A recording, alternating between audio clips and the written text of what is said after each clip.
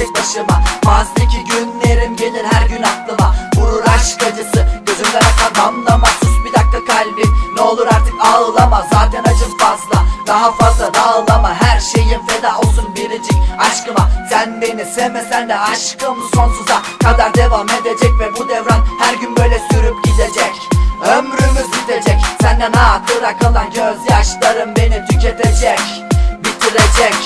Gözler yalan söylemez, sözler ise yalandır. Senin aşkın bebeğim, masallarda yaşanır. Aşkın bana bir tuzak, sevgin ise bir yasak. Anladım ki sevgilim, ne sevdirdin ne sevdin. Sensiz geçmez oldu günler, soğuk gecelerde beni bırakma.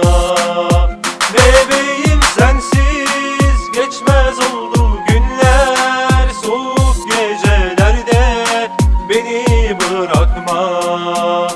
Meleğim. Ayrıldık bak sonunda, mutlu musun baksana ne hallere düştük. Ufacık bir inat uğruna mecbur muydun bırakmaya, anıları yakmaya, beni böyle terk edip adım adım kaçmaya. Geriye dönüp baktığında yokum artık yanında. Anılarla baş başa kaldın işte ortada. Mutlu olamazsın benden sonra, benim gibi seveni bulamazsın asla. Özünü unutma, neydin ne oldun, topraktan oldun, toprakta da sonun.